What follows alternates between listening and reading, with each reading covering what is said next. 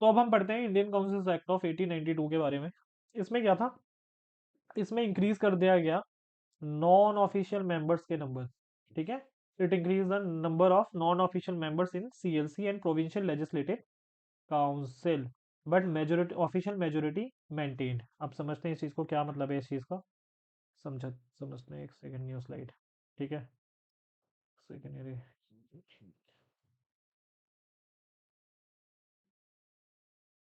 ठीक है, तो अब इस चीज को समझाता हूँ मैं आप लोगों को।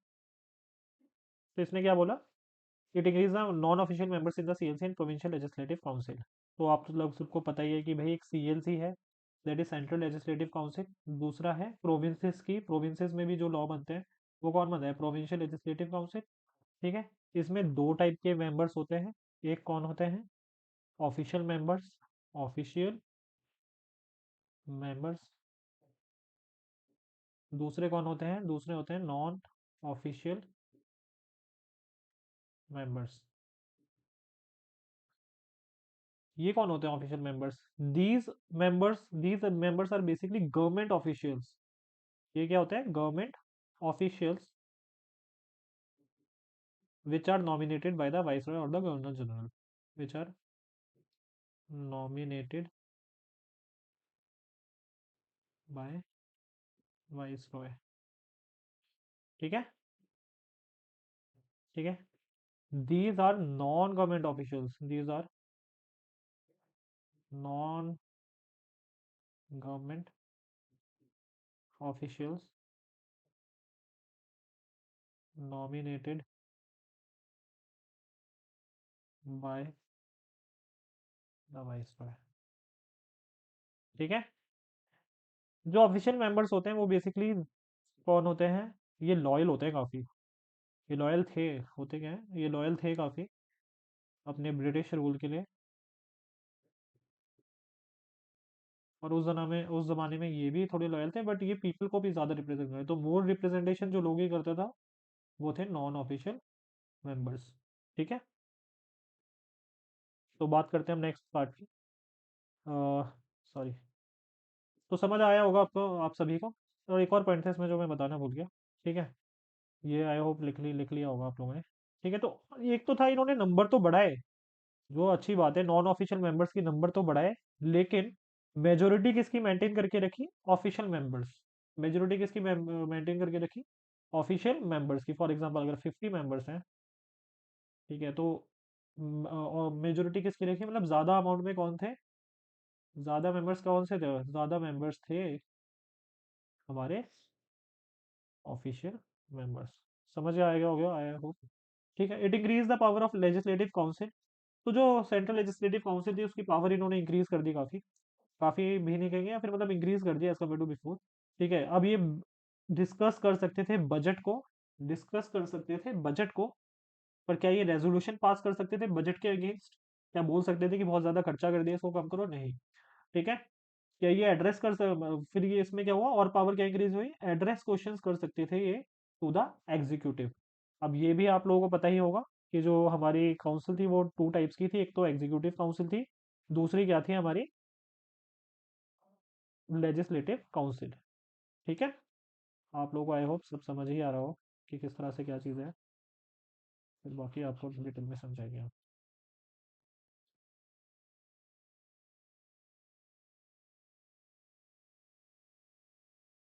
तो increase the power of legislative council could now discuss budget and address questions to executive.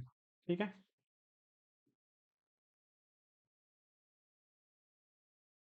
अब देखो यहाँ पे जो है ना, एक तरह से इनडायरेक्ट इलेक्शंस का यूज होगा, किस चीज का यूज होगा, इनडायरेक्ट इलेक्शंस का यूज होगा। ठीक है, अब कैसे होगा इनडायरेक्ट इलेक्शंस का यूज, जो बंगाल चेंबर ऑफ कॉमर्स था, बंगाल चेंबर ऑफ कॉमर्स, और साथ में कौन था, प्रोविंशियल लेजिस्लेटिव काउंसिल थी, साथ में क्या था, प्रोविंशियल लेजिस्लेटिव काउंसिल थी। ये क्या भेजेंगे, एक रिकमेंडेशन भेजेंगे, यानी एक तरह से लिस्ट कह लो बंदों की भेजेंगे। ठीक है, और जैसे फॉर एग्जांपल इसमें 5 नेम्स हैं।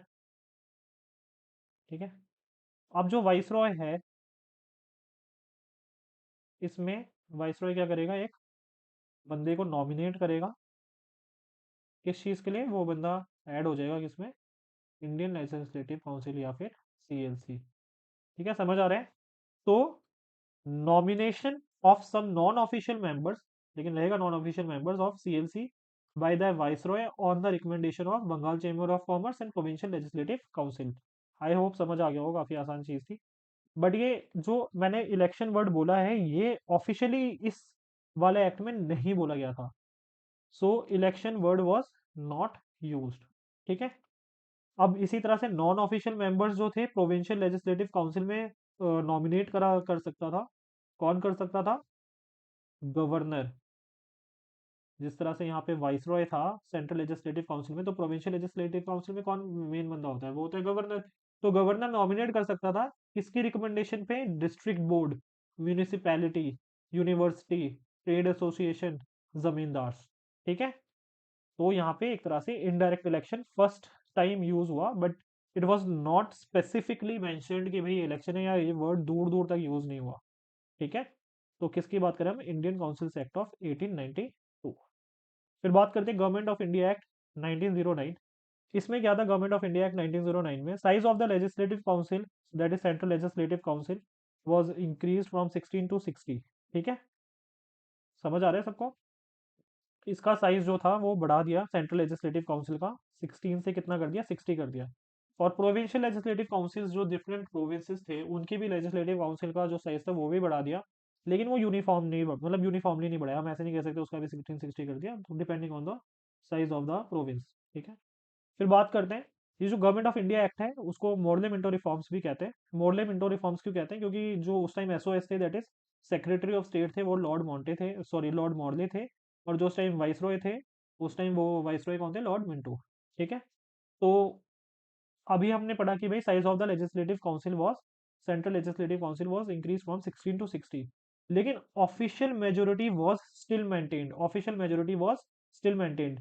तो यानी 38 इसमें नॉमिनेटेड मेंबर्स थे और 27 इलेक्टेड मेंबर्स थे। लेकिन जो प्रोविंशियल लेजिस्लेटिव काउंसिल थी, जिसका साइज बढ़ाया गया था, प्रोविंशियल लेजिस्लेटिव काउंसिल थी जिसमें, जिसका साइज बढ़ाया गया था, उसमें अलाउ कर दिया था इन्होंने नॉन ऑफिशियल मेजोरिटी। उसमें क्या अलाउ कर दिया था? नॉन ऑफिशियल मेंबर्स की मेजोरिटी, यानी अब नॉन ऑफिशियल मेंबर्स इसमें प्रोविंशियल लेजिस्लेटिव काउंसिल में ज्यादा हो गए थे। ठीक है। तो वो जरूरी भी है, वो लोकल बंदों को रिप्रेजेंट करते हैं, लोकल पीपल की आवाज उठाते हैं। ठीक है। फिर बात करते हैं हमारी गवर्नमेंट ऑफ इंडिया के नेक्स्ट पॉइंट की। Deliberative functions of the legislative council of both level increase. Province में जो लेजिस्लेटिव काउंसिल थी, जो हमारा सेंट्रल लेजिस्लेटिव काउंसिल थी, उसके थोड़े बहुत डेलिबरेटिव फंक्शंस इंक्रीज करे गए। कैसे इंक्रीज करे गए? तो पहले वो, देखो पहले वो क्या था, क्वेश्चंस तो पहले एड्रेस कर सकते थे, लेकिन दोबारा से क्वेश्चन नहीं पूछ सकते थे इन रिटर्न, उस क्वेश्चन को बढ़ा नहीं सकते थे। तो अब लेकिन क्या है कि supplementary questions could be asked, resolution on the budget could be made. पहले सिर्फ बजट पे डिस्कशन हो सकता था, क्या रेजोल्यूशन पास करा जा सकता था? नहीं, अब resolution could be made on the budget. ठीक है, हम बात करें गवर्नमेंट ऑफ इंडिया 1909। सो एक और इसमें बहुत अच्छा रिप्रेजेंटेशन स्टार्ट हुआ, दैट इज जो एग्जीक्यूटिव काउंसिल थी वाइसरॉय की, जिसमें आज तक एक भी इंडियन हमारा मतलब रिप्रेजेंट नहीं हुआ, एक भी इंडियन जिसमें आज तक नॉमिनेट नहीं करा गया। तो एक बार फर्स्ट टाइम इसमें हमारा एग्जीक्यूटिव काउंसिल में सत्येंद्र प्रसाद सिन्हा, जो कि एक इंडियन थे, उनको वाइस रॉय ने नॉमिनेट करा अपने एग्जीक्यूटिव काउंसिल में। ये क्या थे? ये he was a law member, he was a law member. So it introduced the principle of elections formally in India for the first time. It introduced the basically concept of election. It introduced the concept of election. ठीक है, for the first time formally in India. ठीक है। अब बात करते हैं इसकी next point की। तो ये वाला पढ़ लेना, वो simply provided for separate representative presidency corporation chambers of commerce universities and zamindars, introduced separate electorates. ये बहुत इंपॉर्टेंट है, अलग से मैं डिस्कस करने वाला हूँ अभी, जस्ट नेक्स्ट उसमें स्लाइड में। तो इसने क्या करा? इंट्रोड्यूस करा सेपरेट इलेक्टोरेट्स। इसने किसको इंट्रोड्यूस करा? Separate electorates. इसी वजह से लॉर्ड मिंटो को फादर ऑफ कम्युनल इलेक्टोरेट भी बोला गया। इसी वजह से लॉर्ड मिंटो को फादर ऑफ कम्युनल इलेक्टोरेट भी बोला गया। What is separate electorate? Separate electorate क्या होता है? जब एक सर्टेन ग्रुप्स ऑफ पीपल किसी भी कंट्री में, कॉन्स्टिट्युएंसी में, ठीक है, या फिर कह सकते हैं एक स्पेसिफिक सीट पे, ठीक है, क्या करते हैं? वोट करते हैं। एक पर्टिकुलर कम्युनिटी के पीपल या फिर सर्टेन ग्रुप के पीपल, ठीक है, वोट करते हैं एक ऐसे कैंडिडेट को जो कि उन्हीं की कम्युनिटी से बिलोंग करता है, जो कि उन्हीं की कम्युनिटी से बिलोंग करता है। इसको क्या इस सिस्टम को क्या कहा जाता है? Separate electorates. इस सिस्टम को क्या कहा जाता है? Separate electorates. क्या इसमें दूसरी कम्युनिटी के जो मेंबर्स हैं वो वोटिंग कर सकते हैं? नहीं। फॉर एग्जांपल इसमें अगर हमारे पास फॉर एग्जांपल 100 लोग हैं फ्रॉम एक्स कम्युनिटी, ठीक है, तो फॉर एग्जांपल 100 लोग हैं एक्स कम्युनिटी के, और वाई कम्युनिटी के 50 लोग हैं, ठीक है, जेड कम्युनिटी के भी 50 लोग हैं, ठीक है, और हम बोलते हैं कि भाई सेपरेट इलेक्टोरेट्स एक्स वालों के लिए है यहाँ पे, ठीक है।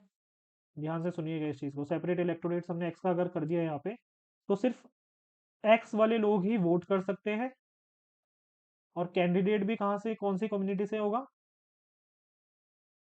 एक्स कम्युनिटी से होगा। और बाकी वाई और जो जेड कम्युनिटी थी, क्या वो लोग वोट कर सकते हैं? नहीं, वो लोग वोट नहीं कर सकते। आप लोगों को आई होप समझ आ गया होगा सेपरेट इलेक्टोरेट्स, ठीक है, जितनी इजीली समझाया जा सकता है उतना समझाया गया। और ये एक छोटा सा एग्जांपल यहाँ भी एक है। फॉर एग्जांपल एक कॉन्स्टिट्यूएंसी जिसमें टोटल 8 सीट है, 5 सीट अगर मैंने बोला कि भाई 5 सीटों पे क्या है, मुस्लिम्स के लिए 5 सीट है, यानी सेपरेट इलेक्टोरेट्स मुस्लिम के लिए है, तो मुस्लिम्स ही वोट कर सकते हैं इन सीटों पे। और बाकी जो 3 रिमेनिंग है उसके लिए हम क्या बोलेंगे? जनरल इलेक्टोरेट है, यानी मेंबर्स ऑफ सारी ही कम्युनिटीज के could vote for these seats. यानी जो 5 सीट थी उस पे सिर्फ कौन वोट कर सकता है? मुस्लिम। और कैंडिडेट कौन होगा? कैंडिडेट भी कौन होगा? मुस्लिम होगा। बाकी 3 जो होगा वो होगा जनरल इलेक्टोरेट्स, ठीक है।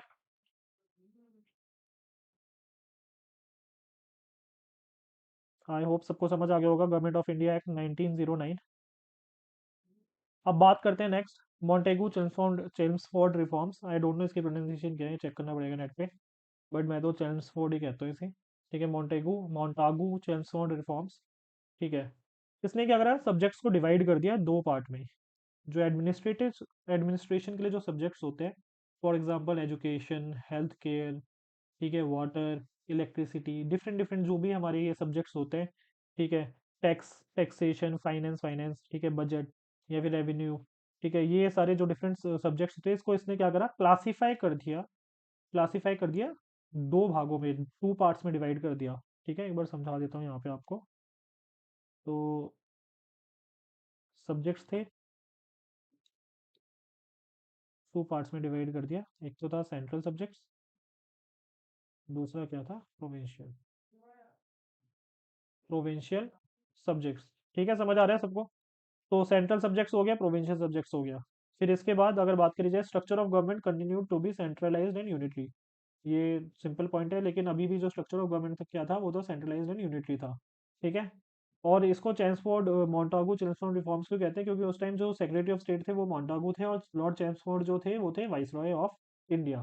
तो सेक्रेटरी ऑफ स्टेट क्या थे? मॉन्टागू। और जो वाइसरॉय थे वो कौन थे? लॉर्ड चेम्सफोर्ड, ठीक है, समझ आ गया। अब इन्होंने क्या करा? प्रोविंशियल सब्जेक्ट्स में या फिर प्रोविंसेस में क्या करा? इसको दो टाइप के, इसको दो पार्ट में इसको डिवाइड कर दिया इन्होंने। प्रोविंशियल सब्जेक्ट्स को 2 पार्ट में डिवाइड कर दिया, ठीक है। एक तो इन्होंने बनाया इसको रिजर्व्ड सब्जेक्ट्स, दूसरा बनाया इन्होंने इसको transferred subjects. Reserved subjects, transferred subjects, या रिजर्व लिस्ट भी कहते हैं या ट्रांसफर्ड लिस्ट भी कहते हैं, ठीक है। ठीक है, what were transferred administered by the governor with the aid of ministers responsible to the legislative council, ठीक है। एडमिनिस्ट और जो रिजर्व थे वो क्या थे? Administered by the governor with the aid of the executive council, ठीक है, without being responsible to the legislative council, ठीक है। बहुत सिंपल है ये चीज़, समझाता हूँ आपको, ठीक है। ट्रांसफर्ड सब्जेक्ट्स क्या थे? ये ऐसे सब्जेक्ट्स थे जो कि गवर्नर जिस पे काम करता था, ठीक है, with the help of executive council. और ये जो एग्जीक्यूटिव काउंसिल थी वो रिस्पॉन्सिबल थी, किसके रिस्पॉन्सिबल थी? ये रिस्पॉन्सिबल थी हमारे लेजिस्लेटिव काउंसिल के। समझ आ रहा है? रिस्पॉन्सिबल वर्ड का मतलब समझेंगे अभी, ठीक है। और फिर इसी तरह से जो रिजर्व सब्जेक्ट्स थे, इसमें गवर्नर कोई भी एक्शन करता था या फिर कोई भी एडमिनिस्ट्रेटिव डिसीजन या फिर एक्शन लेता था, विद द हेल्प ऑफ किसका, एग्जीक्यूटिव काउंसिल का, ठीक है, which was not responsible, which was not responsible to the legislative council. Responsible का मतलब क्या हो गया, रिस्पॉन्सिबल मतलब ये है कि लेजिस्लेटिव काउंसिल इसमें कोई भी इंटरफेरेंस नहीं कर सकती थी। लेजिस्लेटिव काउंसिल इसमें क्या है, कोई भी इंटरफेरेंस नहीं कर सकती थी। या फिर ये लोग रिस्पॉन्सिबल नहीं थे, मतलब इनको जरूरत नहीं थी कि भाई इनको इन्फॉर्म करें, या फिर इन्फॉर्म भी करें, या फिर इनको क्वेश्चंस एड्रेस करने दें, या फिर आंसर्स दें, ठीक है। और ये जो सब्जेक्ट्स थे, ट्रांसफर सब्जेक्ट्स, इसमें इनकी रिस्पॉन्सिबिलिटी थी जो भी एक्शन परफॉर्म करे थे, किसके लिए, लेजिस्लेटिव काउंसिल के लिए, ठीक है।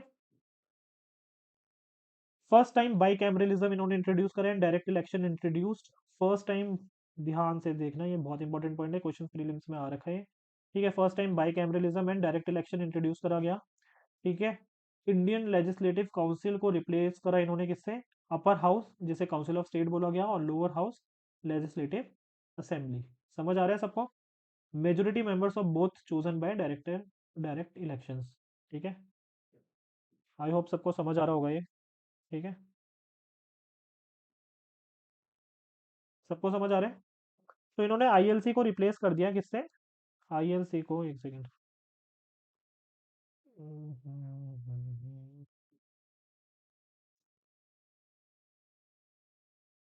इन्होंने इन्होंने आईएलसी को रिप्लेस कर दिया, या फिर कह सकते हो डिवाइड ही कर दिया, इतना कुछ डिफिकल्ट है नहीं, ठीक है। एक सेकेंड,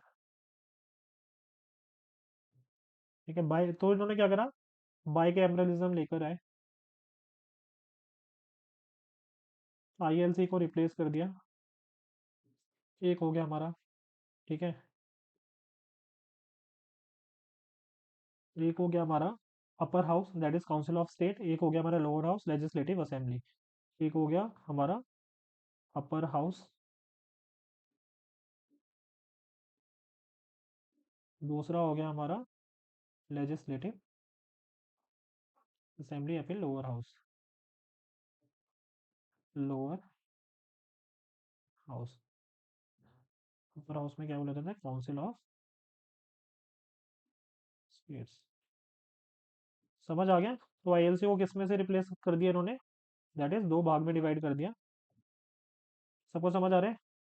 अब जो 3 आउट ऑफ 6